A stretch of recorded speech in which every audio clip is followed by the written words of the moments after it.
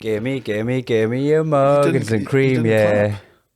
We You both didn't do a clap. podcast and we're in the same You seat. have not clapped. What is Matthew meant to do with this Doesn't want to shit? clap anymore. Oh, really? They all think the olden days. Pre-AI. Get fucked. We fucking clapped for the last one. I was just out of habit. Your nose hair's getting a bit out of hand. I spotted that today and I got one and I thought like that'll do. Have you not got one of the fucking proper good users? Nah, I've got, The wee soup I got things. tweezers. Oh, what are you... You know what year it is, right? I saw this awesome Hale and Pace sketch back in the day where he was trying to get a nose hair. Hale and Pace. Remember Smith and Jones? Fucking... Like that era? No. Your dad will. Hale and Pace? Your dad will be a big fan of Hale and Pace. Let's see if I remember any of this. Should I press record? Oh, you stupid fuck. Sloss and Humphries on the road. Muggins and Cream, Cream and Muggins, straight thuggin', living the dream. And that's our intro. Fucking muggles. Tickling the clit inside your head that makes you laugh. They said it can't be done. Do you want us to do the intro again that I did? I'm going to watch some Hale and Pace and see. So they've done a, like, you're never going to get this song out of your head, out of your head, out of your head. They've done like a sketch like that. Matthew, this one is entitled Hale and Pace Selfish Cow Quickie. It's 29 seconds long. What do you want? I've come for Katie. What? I've not had her an hour yet. You've had her exactly an hour, and that's what we agreed. All right, take her then. Just bloody look after her. Do you hear me? Look after her, you selfish cow. Oh, it's fucking... Darling, Oh, no, it's not. we're gonna have to think about getting Katie a new piano teacher. Okay. Lots of stuff like that. Okay. And there was this particular sketch where he's trying to get his nose hair out and he's pulling at it and he's in the mirror and it's cutting between him and the mirror, and then he pulls it out and it just does like a his eye view shot of the sink and its whole brain and spinal column comes out at the end of the hair. I did one of them the day. Jim Owen's got a great joke, which is... does anyone know that the longest hair in the human body is the nose hair? It's the longest hair in any human body. If you want proof of that, when you pull it, right, it's all the way to your Yeah, asshole. it's just clenched. Yeah, I like that. I like that because you kind of see where it's going and you hope he's going to say what you're thinking, and then he does. I love one of my other favourite Jim Owen jokes is the God. I wish I had a full head of hair and a 7-inch cock instead of this monster right here.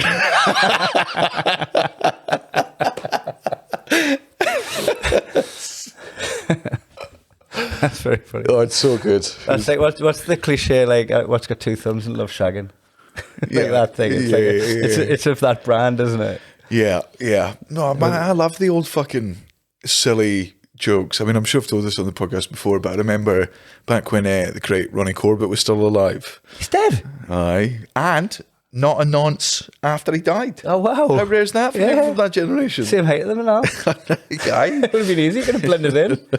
He wants to challenge big people. Ronnie Corbett, for our international viewers, might not know, he was one of the most famous comedy duos Two Ronnies. in history. Two Ronnies. He was also then just a brilliant comedic actor for the rest of his Who career. was the other Ronnie? Ronnie Corbett and Ronnie. Oh, I would have had it. Do you know? I Ask me know this question right now. it's probably a tip of the tongue shit, isn't it? Oh gosh darn it! Is it like something like really bland, like Anderson or something? I'm gonna have to do it because my dad is shrieking and my mum is bored of it. He's already shrieking because he didn't know Hale and Pace. Aye. And he's probably pushing his glasses up right to his brow, and that wasn't a Hale and Pace sketch. That was actually Smith and Jones. Noise the dog makes. Ronnie Barker. There you go. Aye, I knew that. So they were a comedy duo called the Two Ronnies. They did a lot of famous sketches. They were one of the best. Were they the Four Candle guys? Yes. Yeah. Yes, that was them.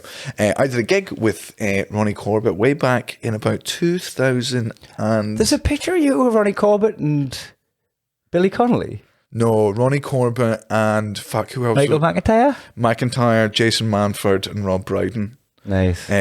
Rob Brydon, after I'd done his TV show way back, just after I'd done Michael McIntyre's Comedy Roadshow, it'd come out, I'd done 8 or 10 cats. I was giving Rob Brydon as well. I'd done Jason Manford Comedy Rocks. And Rob Brydon is I'll be gutted if anything comes out about him in the future because he's. I've heard super mumblings nice. now. Have you? Mumblings. No, like. So it's a Patreon. No, it's not. Oh well. But just mumblings, you know, like transfer window rumors that aren't true. Okay. You know what I mean? Where you're But just how like bad are the clickbait. rumors?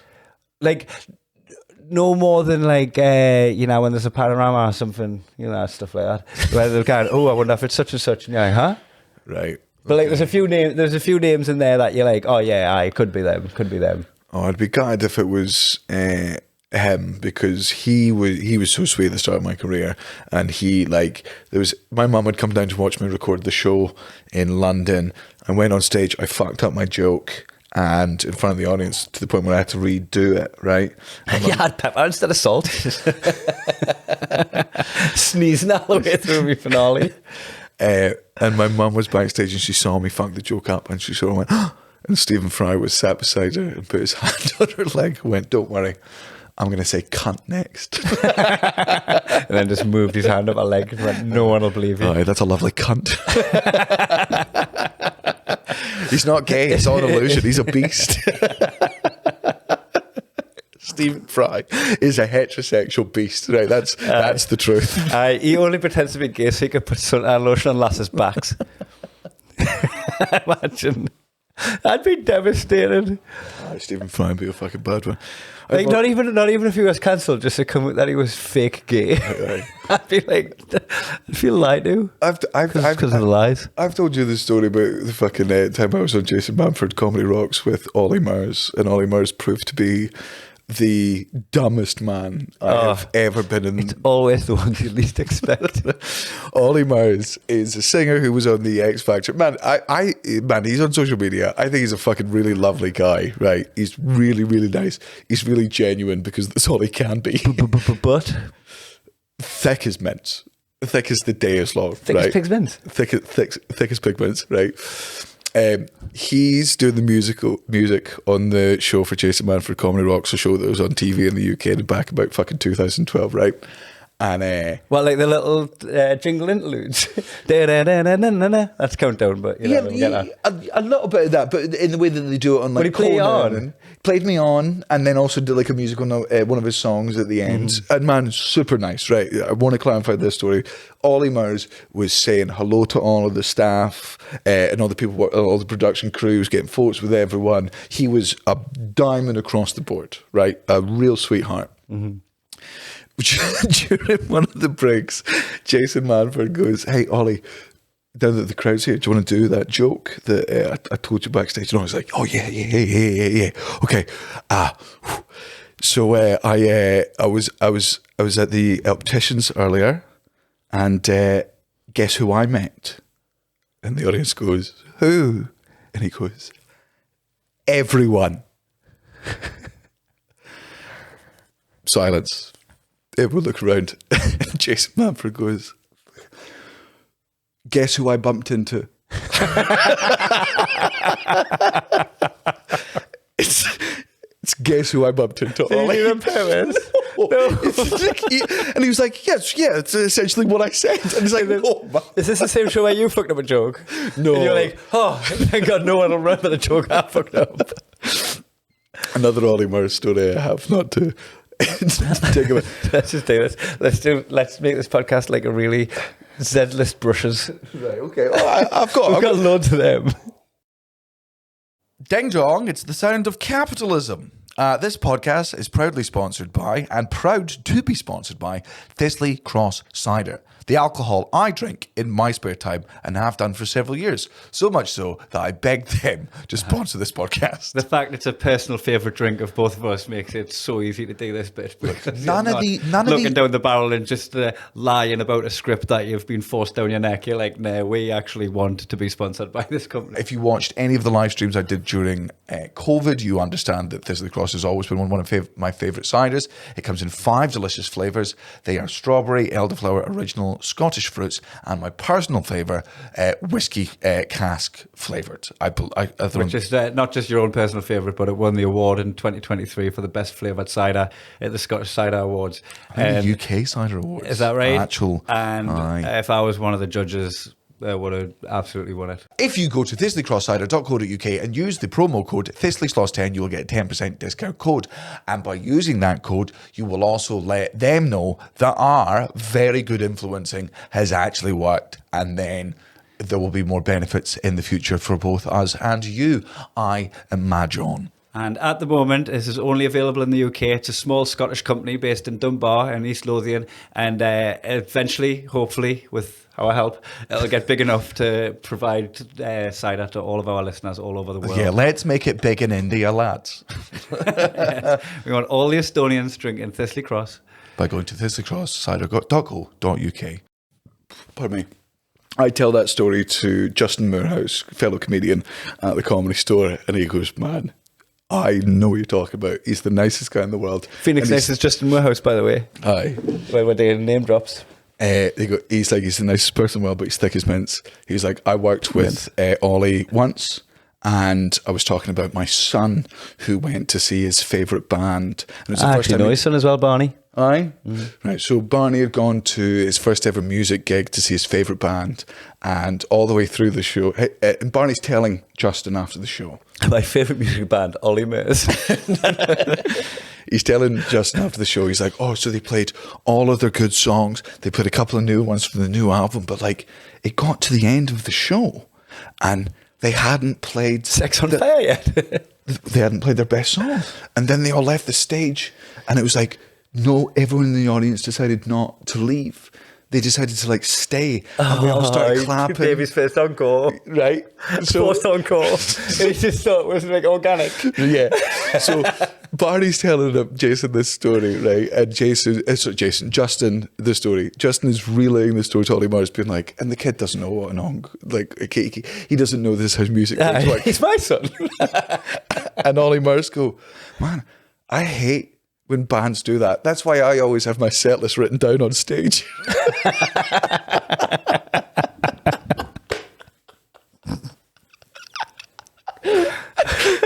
That's so funny. Oh man, what a sweetheart.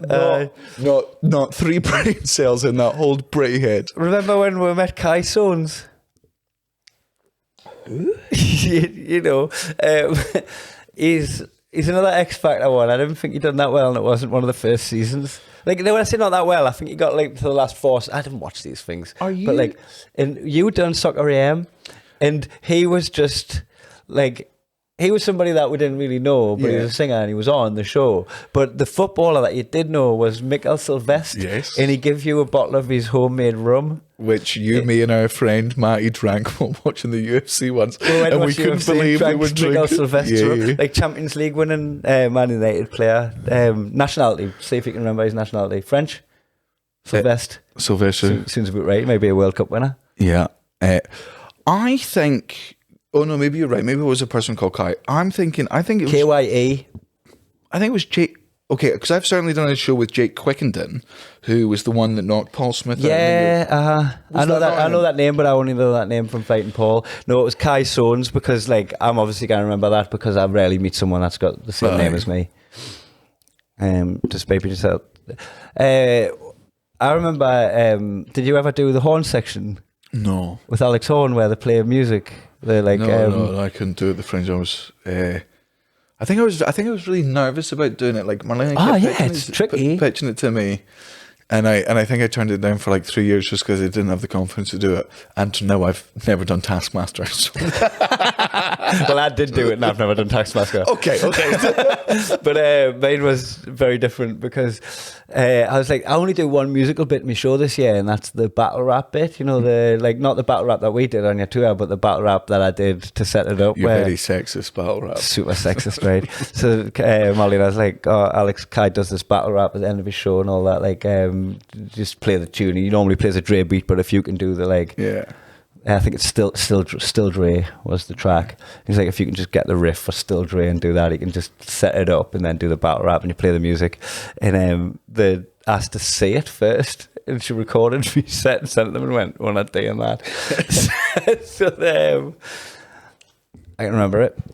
I know you're on your period and yeah, you might bleed a bit, but leave it, bitch, yapping on and acting all delirious. You really can't be serious, thinking for a single split second of even hearing it. What? You think I got time to waste to sit and wait while you menstruate? Fuck off, bitch. Get out my face before you get the hairy side. Allow me to clarify. I'm glad it's blood and not my child. No run and hide for. Fuck you up. The whole point of it was, rappers can get away with saying anything because they're making it rhyme. Like, it was self-aware that, like, I'm having an argument with my wife and then I'm talking to her like this, but like rappers get away with it. Otherwise, I'd never be able to. It was, even though I was young. You think it came at it from the right angle? I definitely come at it from the right angle. I set it up correctly. Yeah. What about the 7 N-words you dropped? Oh, yeah. That was just me being a rapper. I'll get away with anything. Get away with anything being a rapper. Alfie Brown should have just made it rhyme. Yeah. Big ass right there. Yeah. Just to finish, sorry.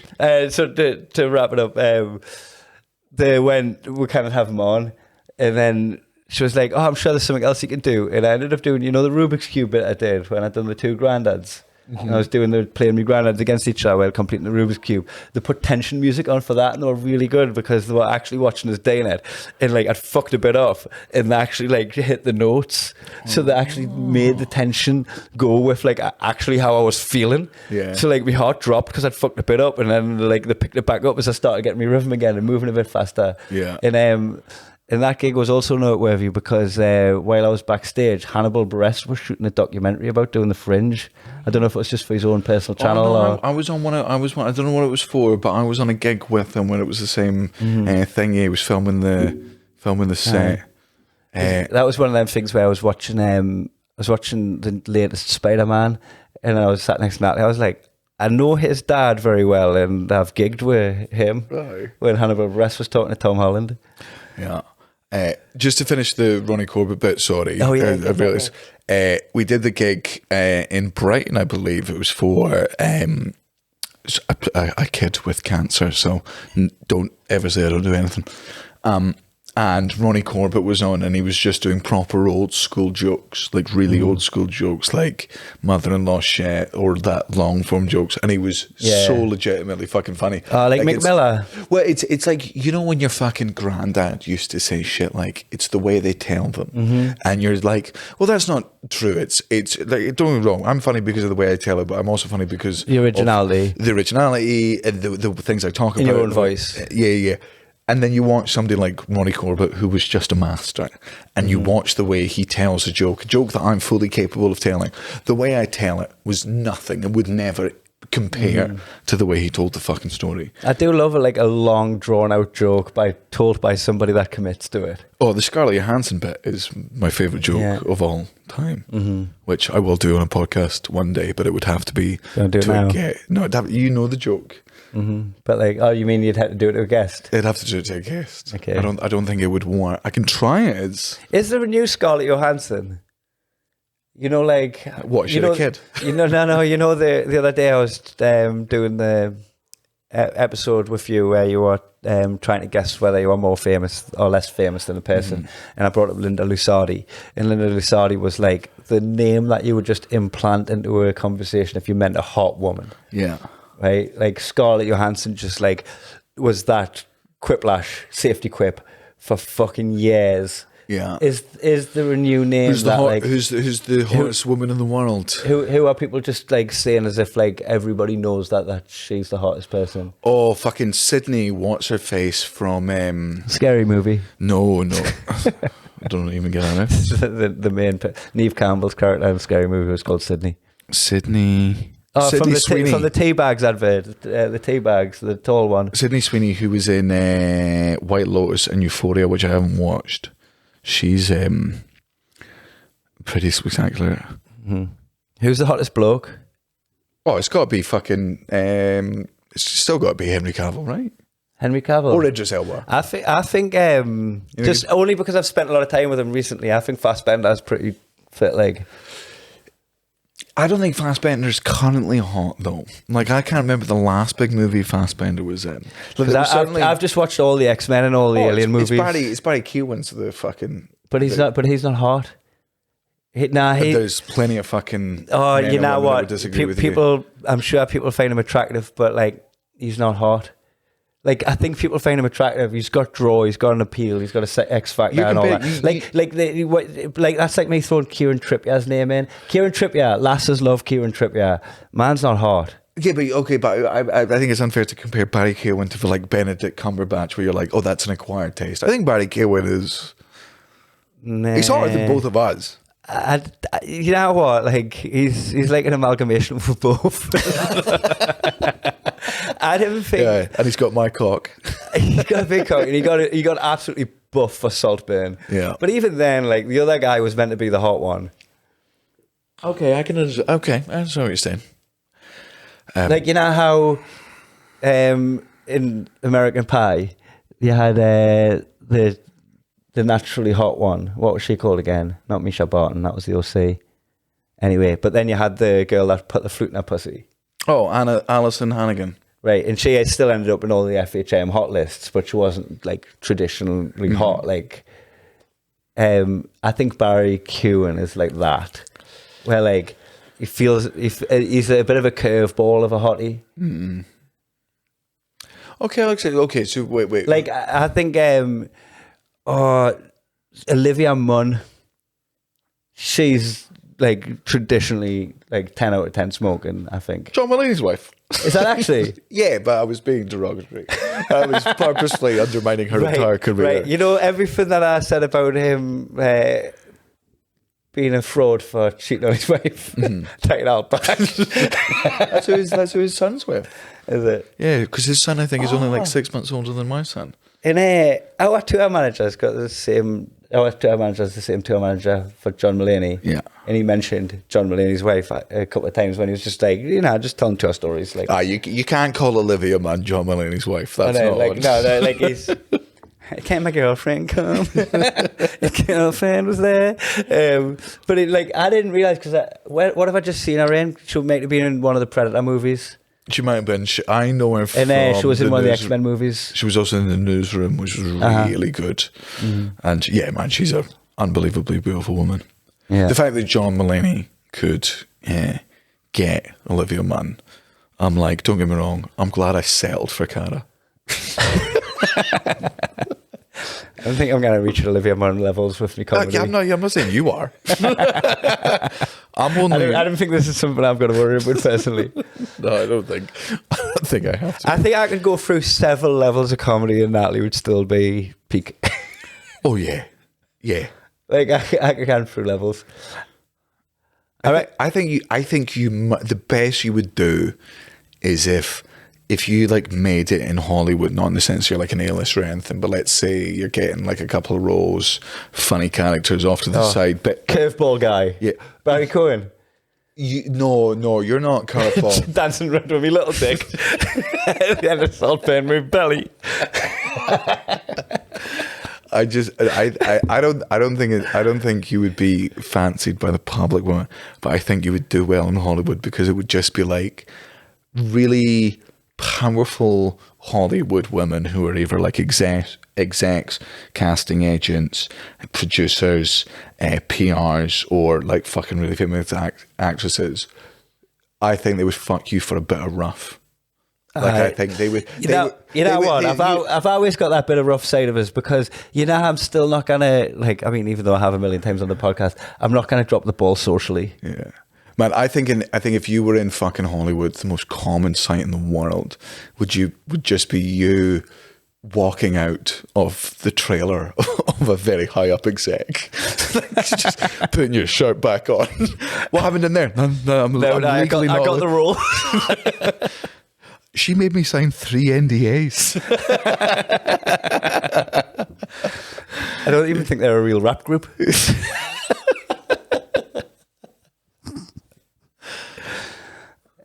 Do you reckon Joe Gilligan has like fangirls? Yeah, absolutely. Yeah, he's attractive. Yeah, is he attractive? I think he's conventionally attractive. Because we don't know what hot men are. And I know like the things I've seen him in are obviously Brassic, but also Preacher. Mm-hmm. And he's always been like a bit of rough scummy. Yeah. Like, comes across unhygienic. Yeah, But he's yeah. still hot, isn't he? Like, he's still got an It attraction. looks like to his him. sex smells. Mm-hmm. Yeah. His sex smells, but that's because it lasts It's 20 minutes. and it's disappointing, but, like, he's got to be good crack Aye. lying next to you. Right. Yeah. He goes so hard that his fake tattoos run off on your thighs. Aye. It's so funny because he's got like a tattoo on his head in Brassic and it's always at a different spot of his hairline. I binged the last season and his fucking tattoo looks like a fucking high tide line for his hair. Well, I'm glad they kept in position and then be like, we're gonna cover it up. We're just gonna put it further and further back. It'd be like fucking Harry Potter at the age of 45 having a scar just there. Like, were you dropped on your head as a kid? Was that Voldemort? Or did your dad hit you on the head with a fucking frying pan? That would actually be quite a funny thing to do, you know, when you do the door when you're like age 3, Yeah. age 5, whatever, and you put the little line in the paint. Just have that in your hairline. Age 37. I got back 42. Do it with your balls, how far they hang down your A little hate chart on your bollocks. Yeah, age next to it. But the age keeps changing because there's no consistency when you do it. That one was when I got out of the shower. That one was after a jog. What is... Oh, I didn't tell you this. I pissed all over my fucking boxers When? after the cryogenic freezing. What? And I've actually done a podcast with you since. I think we've done 2 since, and I haven't told you about it. Can I take a guess? Right. It's not the first time I've done it. This is why it's totally a guess when I've done it twice. You're in the cryogenic freezer, right? It's so cold. It freezes your piss. You walk outside. Got a nice cube with me foreskin. Put in my boxer. I'll keep that for later. It's frozen. It's got stuck on Twitter for a bit. It's frozen in your bladder. You go outside. We get to the hotel. Central heating kicks in, and all the like piss that's in your dick that's frozen in your Frozen dick piss. just melts and comes out. I wish it was as simple as that. It's Aye. actually quite complicated. Please. Sat down for a shade. Okay. You can't have a shite without a piss, No, always turns up. right? Normally, your cock's just like hanging there a bit, pointing at the water. Not today. I've just been cryogenically frozen. It's pointing up like a little fucking cocked shotgun. Al skin. It's a big roll of skin just ready to fucking mortar fire piss out of the top of the toilet seat. I say out of the top. It was through the middle between the toilet seat and the fucking porcelain. I wonder how Nally feels just every week to listen to you describe how small your penis is to the world.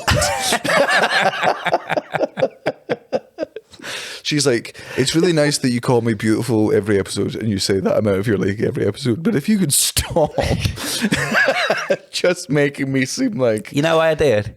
I did so it's always like a slightly pleasant surprise to her when she gets it out.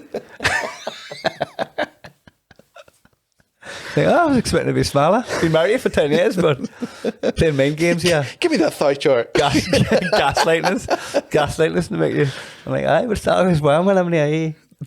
You want me heart and me cock? You sand demon. You want me toast is what I'm saying. Please continue. So your cock's pointing up between the... Oh, like, I was like, I can't hear what or what I hear. You know, But God, my toes are warm. You know, something your ears prick up, your tail starts wagging. Something up here. Normally when I piss, I can hear the water like splooshy, splooshy. Aye, because even if it's not pissing downwards, you're creating a waterfall. There's the sound of running There's water. a flowing water now. Like, that sounds like water on cotton, that. Yeah, I know where there's cotton. Oh, no, wet cotton. Exactly what happened. I fucking forgot to tell you about it. Kept it secret. Took it to the grave. Just fully pissed on your pants. Pissed on my pants. And pissed my pants. What have you done with the pants? Oh, that's in my bag. Next to me clean stuff. Right there next to me clean stuff. Right next to me white t-shirt there, you know, the one with the yellow splodges. You know, my leopard print white shirts.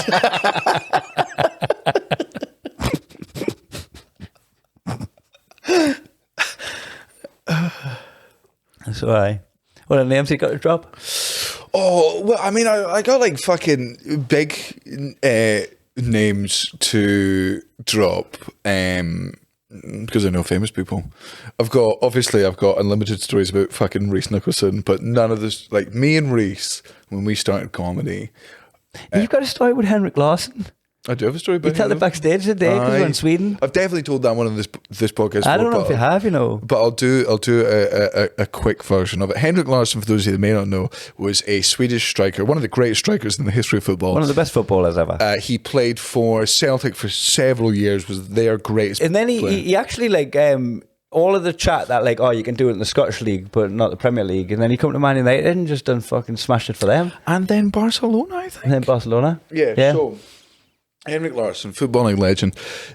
When I'm 19 years old, I get booked for a corporate gig for Celtic Football Club, which Kevin Bridges put my name in for because he's a massive Celtic fan. He'd done the corporate before. He reassured me that it was like a really good... We think it might have been Chris Sutton's testimonial. It was definitely Chris Sutton. Yeah.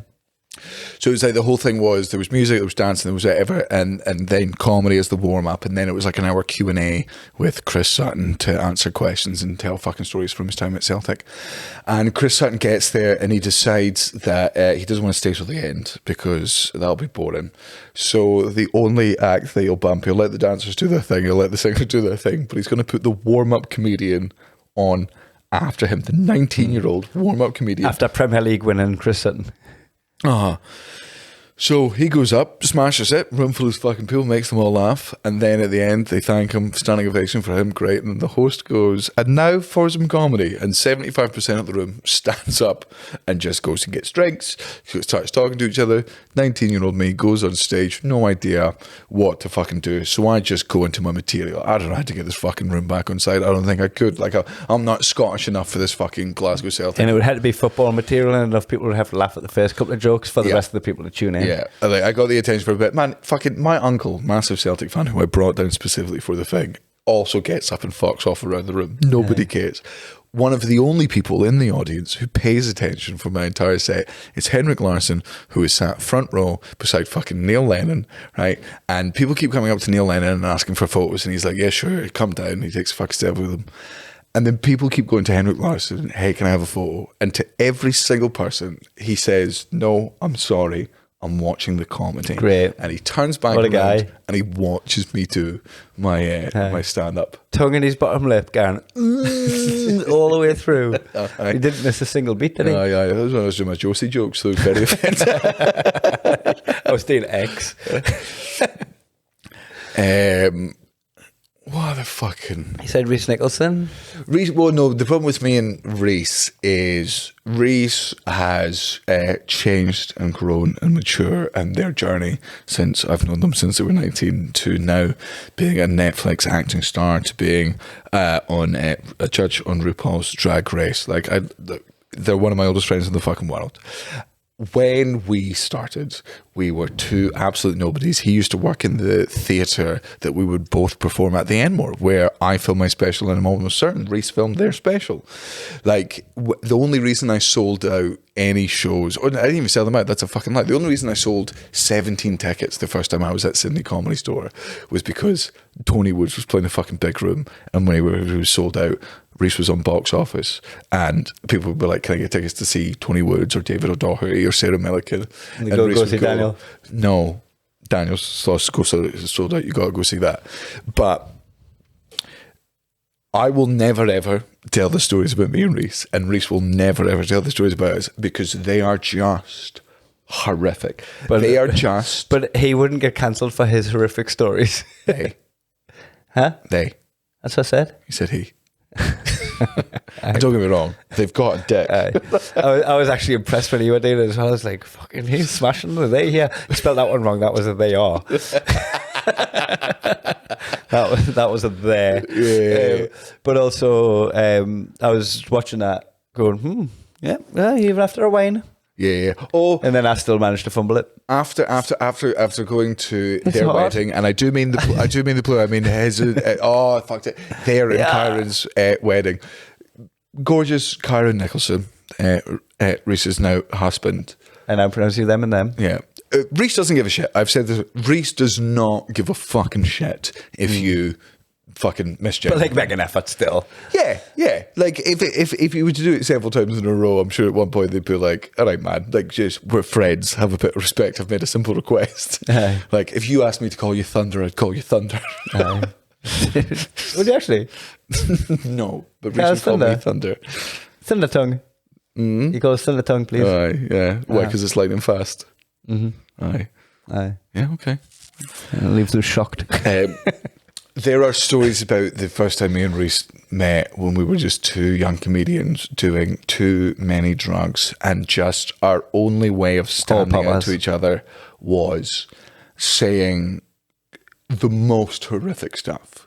The worst things I've ever said in my life, the worst things I have ever said in my life in the name of comedy were said under a table at a Chinese restaurant at 1 a.m. in Sydney, because me and Reese were so drunk that we couldn't be at the table anymore with all the comedians like fucking Jason Cook and Glenn Wool and Stephen K. Moss and fucking all these people that we fucking respect. We were under the table and we're just saying horrendous. I remember going to that flat in London, not in London, in Sydney, and they had a collection of sticks bound together by a bit of twine in the corner, and you're like, "Oh, don't mind the faggots."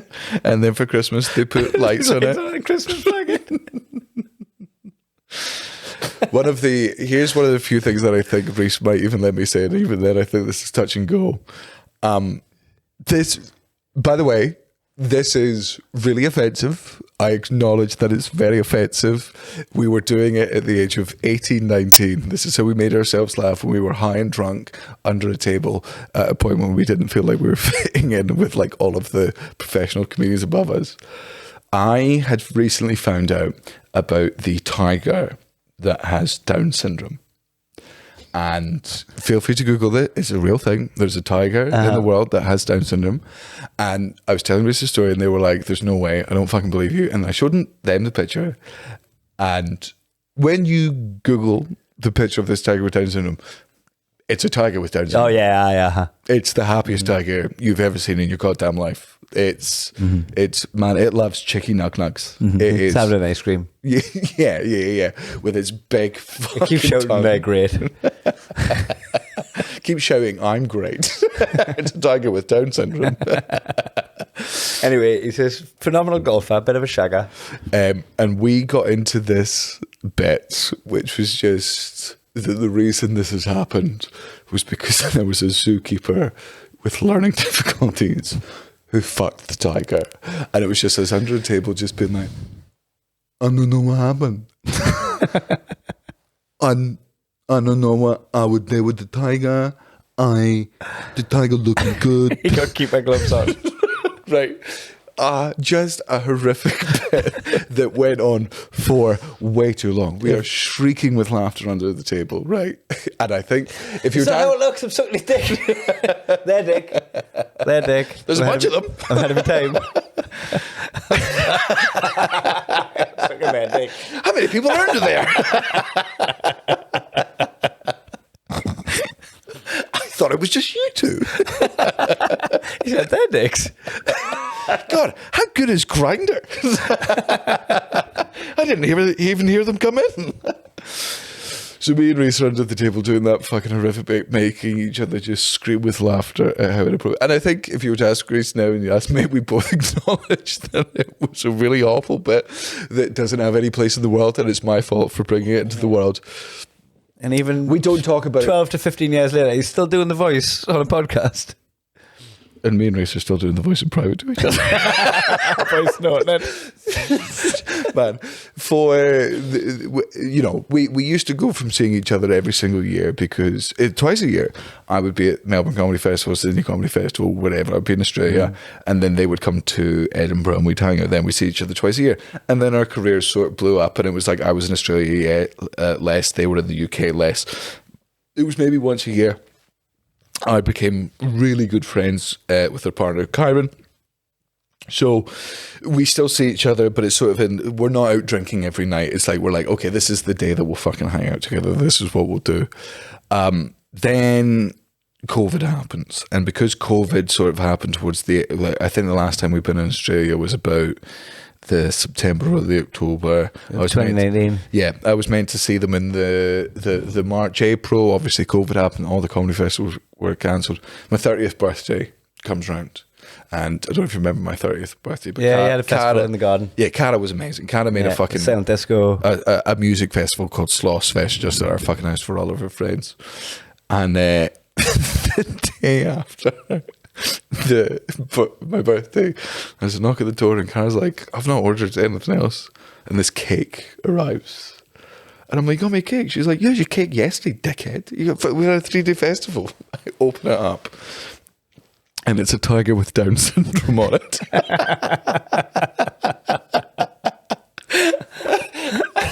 You fucking... I was like, this is only from one person. Yeah. It's classic when it's like, you don't have to work it out. No. You just know exactly which mate did it. Because the only problem I have with Rich Massara, one of our very good friends, he's a really thoughtful person, and what he does is he's just such a very... He's a gift giver. He's a gift giver. His love language is gifts. Yeah, so sometimes he'll be out It somewhere makes you in the feel world. good when you get a gift off him. Yeah, because he doesn't buy things specifically for you. But what he does is he'll be walking through a shop and he'll see something that he thinks you'll find funny or that reminds him of you. And he'll buy you that and he'll just randomly send you it with no nothing. Remember when we got some minstrel blackface? Like, literally, that would probably be worth some money. Like, that was like old school relic of a different time. He'd got minstrel blackface. We lived together at the time, and it was addressed to both of us. And we're like, somebody just sent us some 1800s minstrel blackface. Like, legitimate. Like a little artifact. Like, it had whatever racist picture. Dug out of it. People had blacked up with this. It was secondhand blackface. It had a fucking, unless he'd just getting high in his own supply before he sent it. He had that's why I thought it was from Stephen K. Moss. No, he had sent this to us with no fucking note because he'd gone into like a second-hand shop and found this horrific relic of a worst time in entertainment.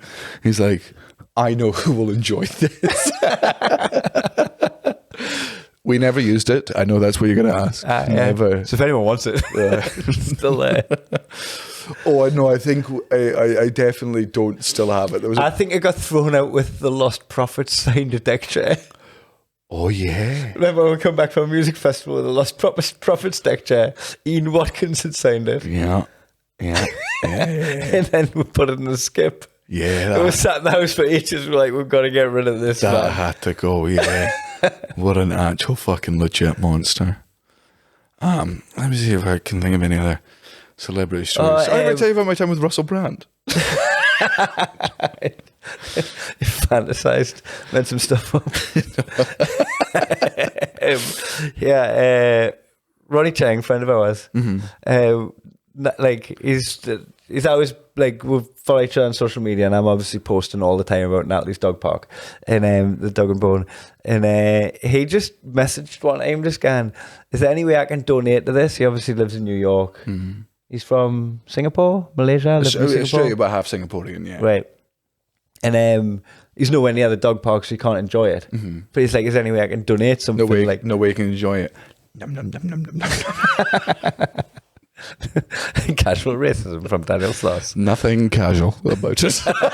Straight up formal. And also formal racism. Also the wrong racism. The wrong racism. It's not the Singaporeans. It's not the Singaporeans. It's not dogs they eat.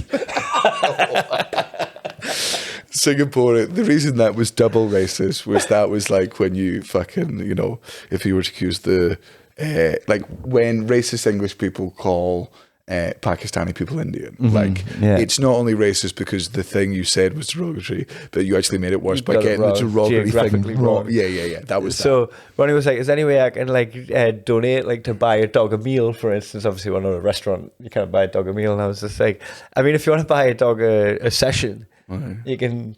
You can buy a session online and then send it over. Coke for dogs. Get on the sesh. I'm knocking up a couple of stripes. All right, fuck yeah.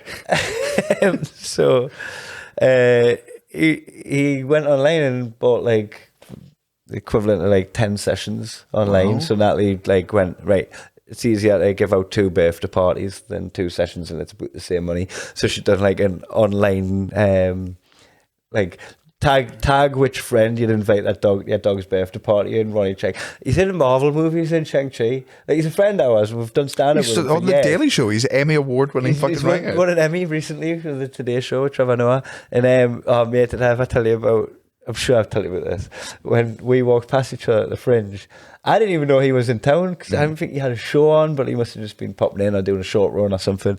And I walked past him, and there's Ronnie Cheng, and I was like, oh, don't be racist. It could be any other Asian guy. Don't just say hello to a random... You know what you're like. Don't just say hello to a random Asian guy. And then as I walked past, he went, Kai? And I was like, oh, thank God, I knew it was you. I just didn't want to be racist by saying it was you. And he was like, oh, I was the same because I thought you were a chap. I thought you were any other chap. It took us a second to realise. But anyway, so Ronnie's got, it's currently running. There's a competition on for a birthday party. Ronnie Cheng's going to buy someone a birthday party for their dog. Here's what I told you the other day that I've definitely not told on the fucking podcast if we want to talk about fucking celebrity meets. So the man who published my book, who approached me to write my book, Everyone You Hate Is Going to Die, available on Amazon now, and all good bookstores. He sends me a message and he's like, I from the show that I did in New York in fucking October, I met up with Peter. He's one of my good friends. I love the man. Couldn't meet him after the show because I was just going and being an idiot. I went down to the Soho Playhouse because I love the staff at the Soho Playhouse and I watched to see them. So I went down there and didn't end up meeting Peter and his friends. And he messaged me and he goes, hey, my friend's over in Scotland. This is like 2 weeks ago. My friend's over in Scotland. He's doing some work over there. I think you two should fucking hang out. And I'm like, oh man, I don't need friends. I've got friends. Yeah, and also like, But I'm home. I'm with my wife. And also, I'm about to go into it. So I don't. In the week before I go away, I don't want to go out and not be with my family. I'm home. But he puts us into a WhatsApp group together. He's like, I think you'll really enjoy each other's company. And I'm like, all right, man, okay, fair enough. So go out meet this guy. We have, and I'm like, this is going to be an hour. I'm going to go out, have a couple of drinks, and fucking fuck off. But he is super funny, really interesting, ends up giving me really good advice. We talk about writing because he was like, I read your book, I think you should do more writing. And I'm like, I just find the payback for writing isn't as much. Like if you get instant payback from stand-up. Yeah. The laugh at the door immediately. Like, yeah. You get feedback like that. You don't need to hang around for it. Checking your emails. Well, exactly that. Not only is it do I get to put it on stage and make it work immediately, like I'm not waiting for some exec to wake up and fucking smoke a joint and read an email and decide whether to commission my idea and then send it through that process 10 more times. And while I slowly fall in love with this idea, I just watch it get picked apart in front of me and destroyed, and either becomes nothing like it formerly or it was doesn't meant to even be, look or like it doesn't happen. They give birth to. Yeah, or it doesn't even fucking happen. He's like, do you want to come out for dinner? I'm like, fuck it, yeah, man. My son's in bed. I've messaged my wife. She's at home fucking watching TV. She's happy. She doesn't need me tonight. She's happy for me to stay out because I'm getting really good life advice and really good writing advice. We're sitting having steak. And I just go, so would you have like directed anything or written anything I've seen before? And he goes, I don't know, Minority Report. And I went, what? It's so much better that way. He's like, yeah, it was like The Queen's Gambit, Logan. And I'm like, oh my, what the fuck am I at fucking dinner with? Yeah, that's so funny. Just start acting differently from that moment onwards. I thought like putting salt and pepper on his food and all that, cutting it up for him, just over-wrecking the pudding. I end up messaging phoning one of my mates from LA who's right in front of him. You'll never guess what happened to them. I phoned him up because, again, all the advice he'd given me was like so inspiring that, like, while he was talking to me, I came up with an idea that I was like, you know what, hey, that is an idea for a show that I would like to do. And I've got a friend in LA who's like, if you ever come up with anything, fucking tell me first and I'll tell you where we go from there. I'd love to work with you. And he's been so good to me over the years. I consider him a friend. So I phone him up and I go, Elias, I've just met this writer. He's sound as fuck. He's really inspired me with this idea. And I tell him the idea. And he's like, great, man. I've never seen you this like passionate about writing. This is really exciting. I think it's a good idea. We can talk about this more. Can I ask who the writer is? And I told him his name. And he went, are you fucking kidding me? He's like, not only like he gave you his famous movies, like he's not told you like all of his movies that are like the fans' favourites. legitimately good writing, like objectively, like some of the not just blockbuster. Oh man, yeah. Class. That's good. Aye. I done a football panel show with Sam from Game of Thrones, Yes, I remember this. John Bradley, Yeah. and we stayed in touch. And every time I was in Manchester, I told him I was doing a gig, and he was always busy. Yeah, I bet But it should was. have stopped. That's fair enough. Well, I was on the text with Sam from Beyond the Wall. What's his name? It's not Gamgee. Yeah. Oh no, it's not. Lord of the Rings. Yeah, it's that's what You're kicking yourself. I could get it. You're People trying do to delete go, Game of Thrones from your mind. Yeah, as fucking everyone did. What a sad ending that was. Yeah. What it, like the book stopped and the TV show just frittered. Yeah. Like I was so invested in that. I would go as far as saying I was more invested in Game of Thrones than I was in Conor McGregor, and I got let down more by Game of Thrones than Conor McGregor. But both of them are like elite god tier, build you up and let you down. Oh yeah. The two biggest falls of grace in history. Yeah. Yeah. And also like Eminem Encore and Relapse album, but then I feel like he came back from that. Mm-hmm. And I can still look back with fondness over my love for Eminem. Also, how, and I don't, if there's any haters out there, fuck off immediately. How fucking good and how much would you pay to be at the moment at the Ed Sheeran concert? I got tingles watching it. Oh my God. In fucking Detroit. I think I'm starved of tingles. I don't get tingles that often. Yeah. Right? Like, I feel like people get tingles a lot easier than I get tingles. When I was watching Eminem come on, Ed Sheeran, like, even though we've stood in the wings watching Ed Sheeran when he was, like, unknown, we were at Rock Nest Festival in Inverness when he was in the small tent. You opened for Dylan Moran in the same tent, and then shortly after that, Ed Sheeran was on. Yeah. Nobody knew who it was, but we had backstage passes that didn't quite get you backstage on the main stage, but you could stand in the wings and watch, like, Retro 2 and Ben Howard. There's a couple of acts on there. Ed Sheeran was on. We're like, oh, this guy's pretty cool. I still haven't got a great deal of love for what he does. Oh, we try to listen to him on tour. Like, I'm not. I like Ed Sheeran. We had it because of Rock Nest.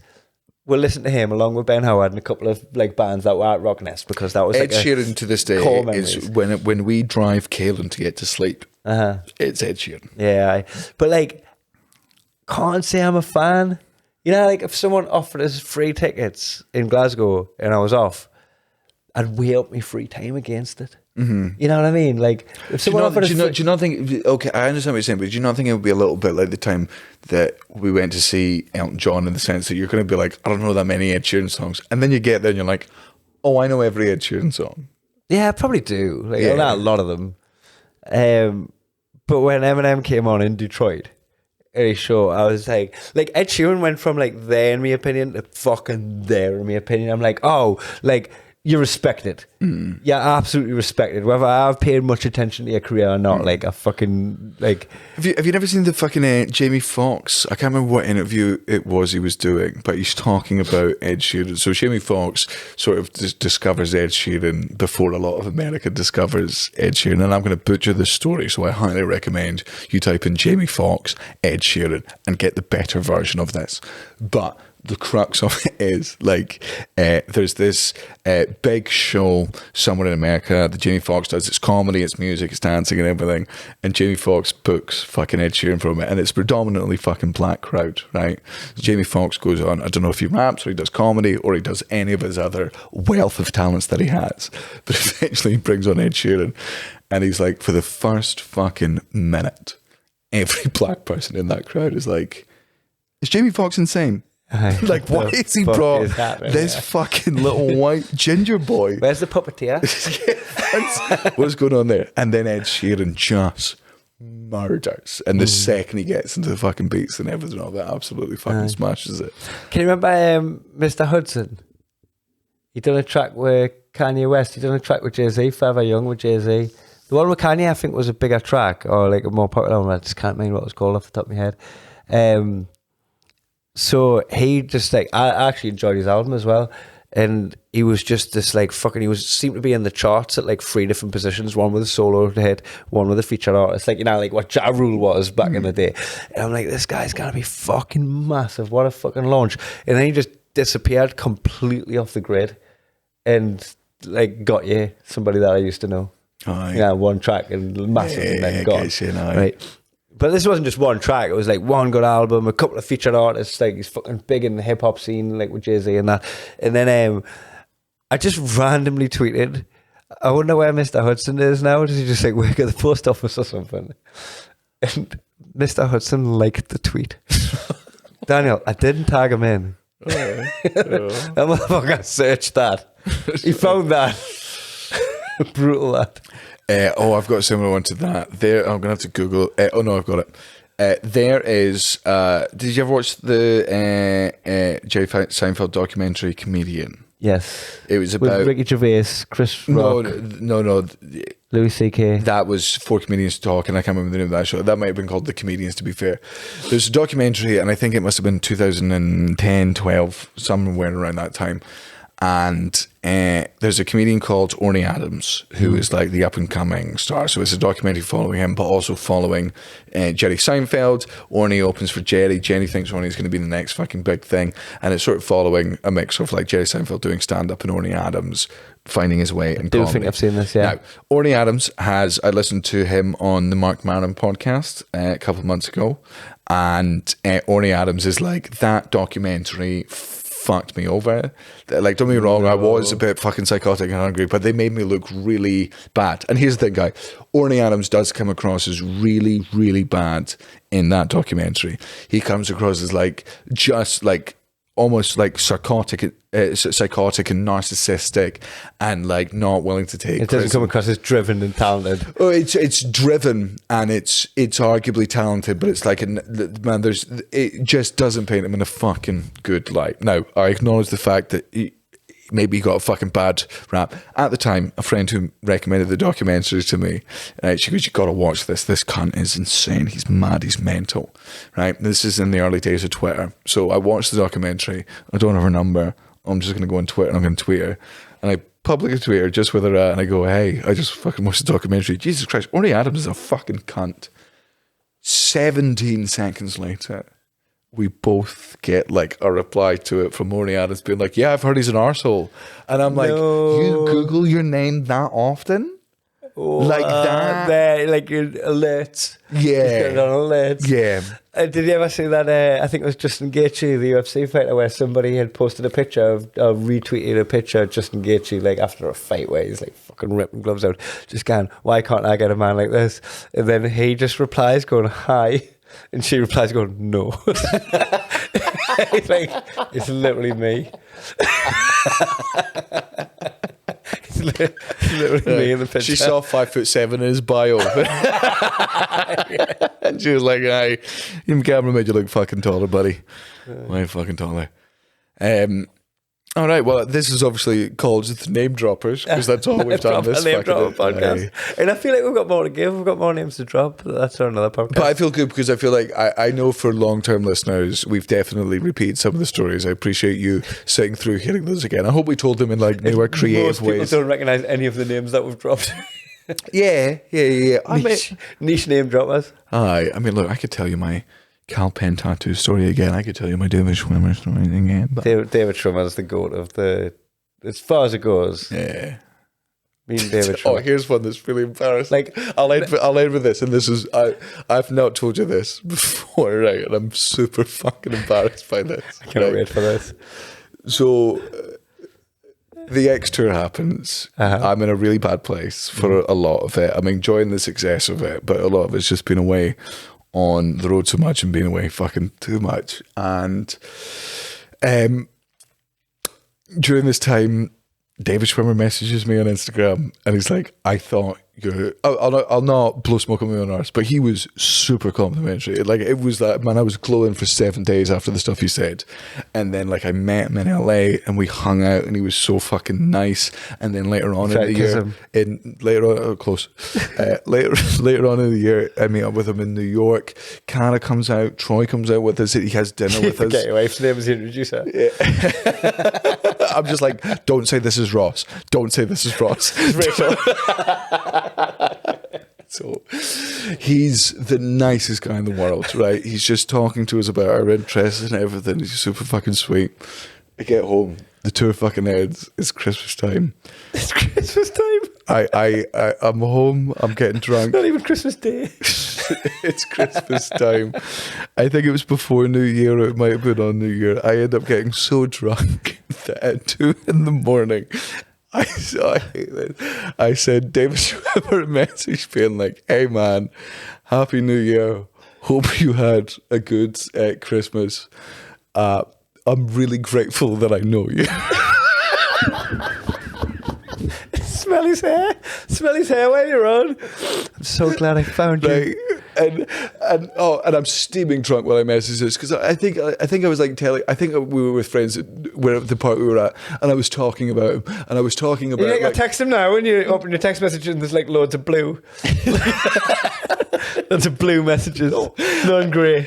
It came from like me telling a similar story just about how supportive you've been and like how he was the nicest person in the world, and because I'm fucking steaming drunk and because I've just come off the back of this fucking tour, I'm really emotional, and I'm like, you know what, if I was him, I'd really appreciate being like told. So I sent him the fucking message. I go to sleep like 5 minutes later. That's how drunk I am. You wake up with a start after 6. Fuck! Start multi-texting him like fucking. Like Vince Vaughn, the answer phone messages and Swingers. I'm just there for like most of the day going, well, I've fucked that. I've absolutely spaffed that up the arse. Yes. That's fucking dead in the water. This is completely done.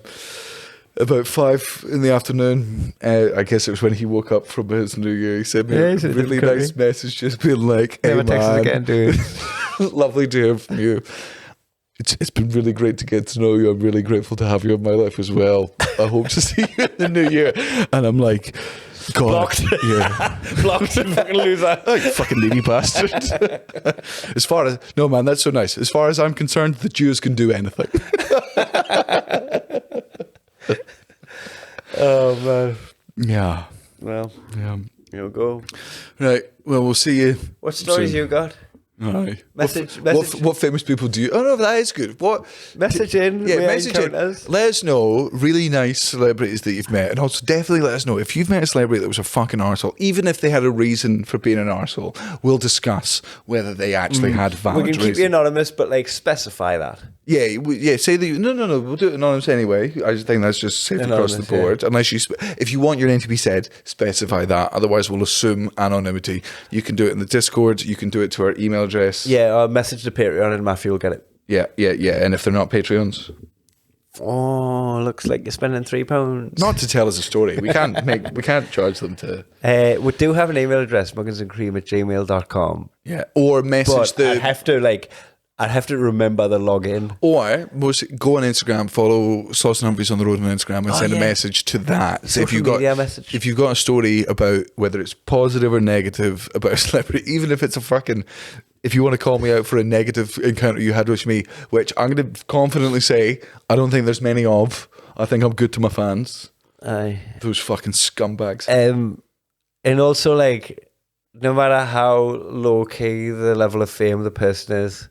In fact, like, I feel like it's funny. I want it a bit more niche as well. Yeah, man. If you fucking made Luke Littler a baguette 7 years ago when he was if you did his tuck shop, that's enough of a fucking story. So I definitely want to hear celebrity stories from people and read them out. Right. Do that.